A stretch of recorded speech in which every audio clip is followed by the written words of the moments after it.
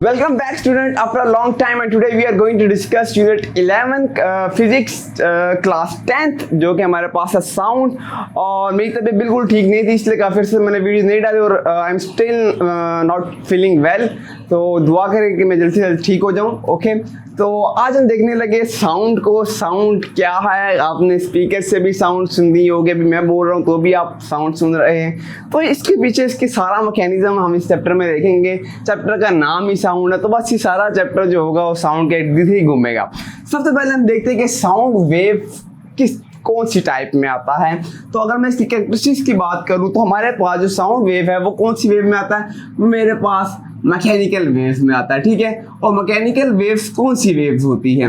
Mechanical wave वो वाली waves होती है जिनको जब वो ट्रैवल करता है, आपने ट्रैवल का वर्ड नहीं यूज करना, हमारे पास जो यहाँ पे की वर्ड है वो है प्रोपगेशन करना। ठीक है, एक जगह से दूसरी जगह जाना। तो जब वो प्रोपगेट करता है तो उसको हमारे पास मीडियम चाहिए होता है। ये ऑलरेडी मैं पिछले चैप्टर में भी बता चुका हूँ कि मैकेनिकल वेव्स वो वेव्स होती है जिनको क्या चाहिए होता है हमारे पास, जिनको मीडियम चाहिए होता है। तो सिंपल कहना है आपने कि जो साउंड वेव्स होती है वो हमारे पास क्या होती है, वो मैकेनिकल वेव्स है और it require medium to propagate from one place to another place. ठीक है, तो ये सिंपल सी दो बातें ये आपने लिख देनी है इसके अंदर। फिर इट इज नॉट पॉसिबल, अगर हमारे पास मीडियम नहीं होगा, यानी कि एक जगह से दूसरी जगह अगर साउंड जा रही है, अगर अभी मैं ये बात कर रहा हूँ जो ये आप बात सुन रहे हैं, तो इसमें एक मीडियम है और यहाँ पे मेरे पास मीडियम क्या है, एयर है। So if there is no medium, अगर मैं वैक्यूम में बात करूंगा तो you will not hear anything. ठीक है, तो आप कुछ भी नहीं सुन पाओगे क्योंकि मैंने बीच में से क्या कर दिया, मीडियम को रिमूव कर दिया। हमने यही तो बात की कि वो मैकेनिकल है तो मैकेनिकल के लिए तो मीडियम जरूरी है। तो अगर एक स्पीकर जो बोलने वाला है और लिसनर है, उन दोनों के बीच में अगर मीडियम नहीं होगा, हवा नहीं होगी, तो वो नहीं सुन पाएंगे। जिस तरह के इस वक्त जो हमारे पास सन है उस पर डिफरेंट फ्यूजन रिएक्शन हो रहे हैं, फट रहे, ठीक है, एटम्स आपस में टकरा रहे, लेकिन हम वो साउंड्स नहीं सुन पा रहे। ठीक है, लेकिन हम उसकी लाइट जो है सन की वो देख पा रहे क्योंकि लाइट के लिए मीडियम नहीं चाहिए होता। लेकिन वो आवाजें क्यों नहीं सुन पा रहे, क्योंकि ये बीच में क्या हुआ है, वैक्यूम हुआ हुआ है, तो हम वो आवाजें नहीं सुन पा रहे। क्लियर? ओके, फिर हम देखते हैं हमारे पास नेक्स्ट है सोर्स ऑफ साउंड। कि सोर्स ऑफ साउंड क्या है, यानी कि अभी मैंने क्या किया, ठीक है, तो ये मेरे पास क्या हुआ, जिस चीज से हमारे पास वो जो ऑब्जेक्ट होता है from which sound is produce, it is called source of sound. Okay, तो जिस चीज से हमारे पास साउंड प्रोड्यूस होती है, वो जो ऑब्जेक्ट होता है वो मेरे पास क्या कहलाता है, सोर्स ऑफ साउंड। जिस तरह अभी मैं अगर साउंड प्रोड्यूस कर रहा हूँ तो मैं अपने वोकल कॉर्ड्स के जरिए क्या कर रहा हूँ, साउंड प्रोड्यूस कर रहा हूँ। अगर मैं इस बोर्ड पे मार रहा हूँ तो ये बोर्ड इस वक्त मेरे पास क्या है, सोर्स ऑफ साउंड हो रहा है। ठीक है, इस तरह बेल होती है हमारे पास, वो क्या है, वो एक सोर्स ऑफ साउंड है। Okay, clear? अगर इस स्पीकर से अगर मैं जनरेट कर रहा हूँ तो मेरे पास क्या है, ये एक सोर्स ऑफ साउंड है। ओके, नेक्स्ट हम देखते हैं बच्चों, हमारे पास है, इसको मैं यहाँ लिख देता हूँ। ठीक है, जो ऑब्जेक्ट होता है, द ऑब्जेक्ट, ठीक है, फ्रॉम विच साउंड, जिससे क्या होता है, साउंड इज प्रोड्यूस्ड। ठीक हो गया, तो उसे हम क्या कहते हैं, उसे हम कहते हैं सोर्स ऑफ साउंड। नेक्स्ट देखते हैं हम स्पीड ऑफ साउंड को। ठीक है, तो स्पीड ऑफ साउंड अगर निकालना होगा, हमने अगर फाइंड आउट करना होगा, तो वही स्पीड, जिस तरह हम डिस्टेंस में जब हम किसी चीज का डिस्टेंस डिवाइडेड बाय टाइम, एक चीज अगर चल रही होती है उसकी जिस तरह हम स्पीड मालूम करते हैं, तो सेम एज इट इज हमारे पास जो साउंड है उसका भी वही फार्मूला, कोई चेंज नहीं होगा। तो अगर इसकी मैं फार्मूले की बात करूँ यहाँ पर, तो सिंपल मेरे पास यही फार्मूला होगा स्पीड का, कि स्पीड ऑफ साउंड बराबर होगा डिस्टेंस, ठीक है, जितना उसने ट्रैवल किया, लेंथ, और डिवाइडेड बाय क्या कर दूंगा मैं, टाइम। तो अगर मैं इसकी ऐसा यूनिट की बात करूं तो हमें पता है हम डिस्टेंस मीटर में लेते हैं और टाइम सेकंड में लेते हैं। एस ऊपर चला जाएगा, इसकी पावर यहाँ पे +1 है, ऊपर जाएगी तो -1 हो जाएगा। गुड, तो मीटर पर सेकंड, तो ये इसका क्या आ गया, इसका मेरे पास SI यूनिट आ गया। ठीक है, अब क्योंकि हम स्पीड ऑफ साउंड की बात कर रहे हैं तो आपने ये बताना है, लाजमी बताना है कि स्पीड ऑफ साउंड किस में जो होता है तेज होता है, फिर किस में उससे स्लो होता है, फिर किस में नहीं होता। ठीक है, तो अगर मैं सिंपल सी बात करूं, यहाँ पे मेरे पास ये एक सोर्स है, सोर्स ऑफ साउंड है मेरे पास, स्पीकर है मेरे पास यहाँ पे। और अगर मैं स्पीकर से मैंने देखना है कि यार ये जब यहाँ से आवाज़ प्रोड्यूस करेगा तो किस चीज़ में सबसे तेज आवाज़ प्रोड्यूस करेगा, तो स्पीड ऑफ साउंड अगर जो डिपेंड कर रहा है वो दो चीज़ों पे डिपेंड करता है। ठीक है, दो चीज़ों पे।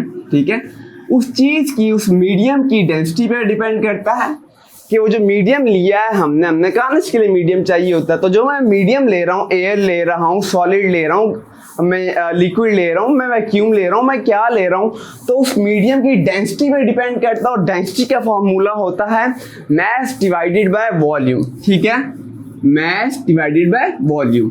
तो अगर एक चीज की डेंसिटी ज्यादा होगी तो उसमें हमारे पास जो स्पीड ऑफ साउंड होगी वो क्या होगी, वो ज्यादा हो जाएगी। क्लियर? ओके, दूसरा है मेरे पास यहाँ पर सॉरी दो चीज़ों पे था, पहली मेरे पास डेंसिटी आ गया, दूसरा होता है जो एटम्स का जो होता है आपस में कितने वो फार अवे पड़े हुए, डिस्टेंस कितने दूर है, जिसे इंटरमॉलिक्यूलर डिस्टेंस भी बोलते हैं। ठीक है, तो जो हमारे दूसरा किस पे डिपेंड करता है, distance of atoms in a medium. ठीक है, तो इंटरमॉलिक्यूलर भी से हम कह सकते हैं जो इंटरमॉलिक्यूलर का आपस में कितना डिस्टेंस है, या डिस्टेंस ऑफ एटम्स भी हम कह सकते हैं। ठीक है, तो अब मैं यहाँ पे ले लिया मैंने इन दो चीज़ों पे हमारे पास स्पीड ऑफ साउंड डिपेंड करेगी, यानी कि कितना आगे वो जाएगी। ठीक है, तो अगर अब मैंने ये एक सोर्स ऑफ ले लिया यहाँ पे साउंड, और मैं यहाँ पे रख देता हूँ ये आगे एक सॉलिड है।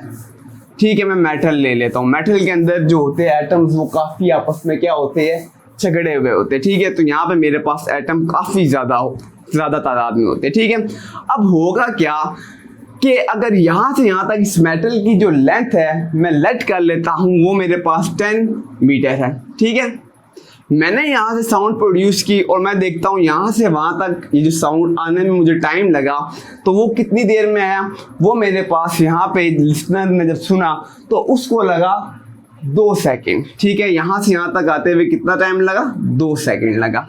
अब अगर मैं इसकी स्पीड निकालूं यहाँ पर इस ऑब्जेक्ट की, अगर मैं स्पीड के अंदर फार्मूले के अंदर पुट करूं तो स्पीड और डिस्टेंस डिवाइडेड बाय टाइम, कितना डिस्टेंस था, 10 मीटर था।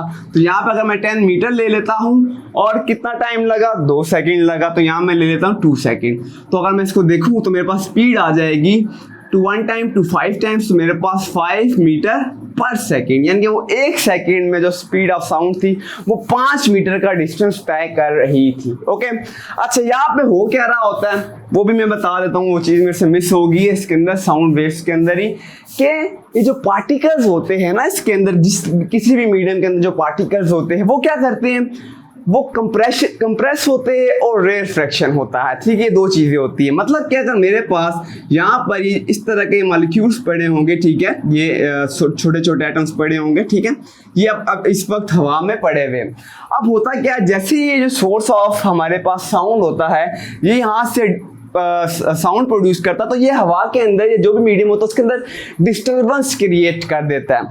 तो ये वाले जो हमारे पास पार्टिकल्स होते हैं ये हिट कर जाते हैं आगे वाले को, और फिर ये हिट कर जाते हैं आगे वाले को। तो इस तरह ये हिट करते करते बीच में हमारे पास ये पार्टिकल्स क्या हो जाते हैं, कंबाइन हो जाते हैं।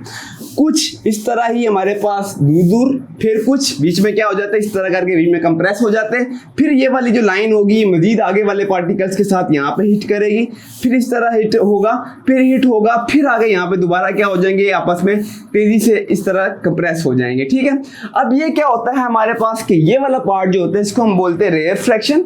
क्यों, यहाँ पे हमारे पास जो डेंसिटी होती है वो कम होती है। याद रखना, रेयरफ्रैक्शन में हमारे पास डेंसिटी कम होती है, और जब जैसे से यहाँ पे हमारे पार्टिकल्स कम है तो हमारे पास डेंसिटी भी कम होगी। फिर यही पार्टिकल आगे जाके स्ट्राइक करते तेजी से, तो मॉलिक्यूल्स आपस में क्या हो जाते हैं, जो एटम्स होते हैं वो आपस में यूं क्लोज आ जाते हैं। जब क्लोज आ जाते हैं, अगर ये पार्ट हमारा क्या होता है, रेयरफ्रैक्शन होता है, और जब यहाँ पे आपस में क्लोज हो जाते हैं एटम्स, तो इसको हम बोलते हैं कि हमारे पास क्या हो रही है, कंप्रेशन हो रहा है। ये प्रोसेस थ्रू आउट चलता रहता है और ये जो एटम्स होते हैं टू एंड फ्रो आपस में ना मूव करेंगे। ऐसे नहीं होता कि ये वाला आइटम उठ के उस लिसनर के कानों में चला जाता है, ऐसे नहीं होता। ये वाले एटम्स टकराएंगे इसके साथ, ये आगे वाले के साथ, और ये इस तरह टू एंड फ्रो आपस यूं मूव करता रहेगा और यूं आगे टकराते लिसनर तक वो चले जाते हैं। ऐसे नहीं होगा कि ये वाले एटम्स उठ के लिसनर के कानों में चले जाएंगे, नहीं। ये डिस्टर्बेंस क्रिएट करेगा, सोर्स ने डिस्टर्बेंस क्रिएट किया एटम्स में, एटम्स टू एंड फ्रो क्या होंगे, मूव करेंगे, आगे वालों के साथ स्ट्राइक करेंगे, बीच में कंप्रेशन होगा, वो फिर आगे वालों को स्ट्राइक करेगा, रेफ्रैक्शन होगा, फिर कंप्रेशन होगा। ये प्रोसेस चलता रहता है हमारा, और इस तरह हमारे पास साउंड क्या हो जाती है, लिसनर तक पहुंच जाती है। क्लियर? ओके। तो ये मैं बता रहा था सॉलिड का। अब फर्ज कर लो मैं सॉलिड नहीं ले रहा, अब मैं ले रहा हूँ लिक्विड। तो जो लिक्विड में हमारे पास एटम्स होते हैं वो थोड़े से दूर पड़े होते हैं, ठीक है, एज कंपेयर टू सॉलिड। तो अगर दूर होंगे, मतलब कि थोड़े यहाँ होंगे, थोड़े यहाँ होंगे, थोड़े यहाँ होंगे, थोड़े यहाँ होंगे, तो इसकी डेंसिटी क्या हो रही है, कम हो रही है, ठीक है, मॉलिक्यूल्स हमारे पास एटम्स कम है। तो अगर मैं यहाँ से अगेन सोर्स से मैं क्या करूँ, डिस्टर्बेंस इसमें क्रिएट करूंगा। अब की बार क्या होगा, क्योंकि यहाँ पे एटम्स काफी स्पेस से पड़े हुए, दूर पड़े हुए, ज्यादा आपस में कंप्रेस नहीं है, तो अब की बार यहाँ पे ये लेंथ 10 मीटर ही थी, लेकिन अब क्योंकि दूर पड़े हुए तो उसको आपस में स्ट्राइक करते भी टाइम ज्यादा लगेगा। अब लिसनर को यहाँ पे टाइम कितना लगा, 5 सेकेंड लगा। तो अगर मैं अब इसकी स्पीड निकालूं सेकेंड कंडीशन में, जब मैंने क्या ले लिया, ये लिक्विड ले लिया यहाँ पे, तो अब मैं देखूंगा जो मेरे पास स्पीड है, डिस्टेंस डिवाइडेड बाय टाइम, था 10 मीटर ही, लेकिन आपके पास उसको 5 सेकेंड लगे। तो अगर मैं आंसर निकालता हूं तो मेरे पास आंसर कितना आ जाएगा बच्चों, 5 1 टाइम 5 2 टाइम 2 मीटर पर सेकेंड। यानी कि वो 1 सेकेंड में 2 मीटर का डिस्टेंस तय कर रहा है, यहाँ पे वो 5 मीटर का डिस्टेंस कवर कर रहा था। सेम इसी तरह अगर मैं गैसेस में ले लूंगा तो यहाँ पे क्या हो जाएगा, गैसेस में मॉलिक्यूल्स और भी जो एटम्स होते हैं वो और भी बहुत फार अवे पड़े हुए होते हैं, दूर पड़े हुए होते हैं। और ये रेयरफैक्शन और कंप्रेशन का जो सीन होता है ये हर एक हमारे पास मीडियम में होगा। तो जब और दूर हो जाएंगे तो अपनी बार यह हो जाएगा, हमारे पास 5 से भी ज्यादा टाइम लगेगा, उसको हो सकता है 10 सेकंड लगे सुनने वक्त। तो अगर 10 डिवाइडेड बाय मैं 10 करूंगा तो मेरे पास आंसर कितना आ जाएगा, 1 मीटर पर सेकंड। तो वो 1 सेकंड में वो 1 मीटर का ही क्या कर रहा है, डिस्टेंस कवर कर रहा है। लास्ट हमारे पास रह जाता है वैक्यूम। तो आपको अब पता हो जाना चाहिए कि वैक्यूम में हमारे पास क्या एटम्स ही नहीं होंगे। जब एटम्स ही नहीं होगा तो साउंड कैसे जाएगा। बेशक ये सोर्स ऑफ मीडियम यहाँ से क्या करे, डिस्टर्बेंस क्रिएट करता रहेगा, लेकिन यहाँ पे हमारे पास अंदर पार्टिकल्स ही नहीं है। तो जब पार्टिकल्स ही नहीं है तो हमारे पास रिफ्रैक्शन और कंप्रेशन का सीन ही नहीं हो पाएगा। जब हमारे पास वो सीन ही नहीं होगा तो आवाज लिसनर तक आएगी ही नहीं। Is it clear? ओके, तो आई थिंक मैंने सब कुछ बता दिया। Hashtag peace out. मिलते हैं नेक्स्ट लेक्चर में। फिर भी कोई सवाल है तो कमेंट सेशन में आके पूछो। अल्लाह हाफिज़।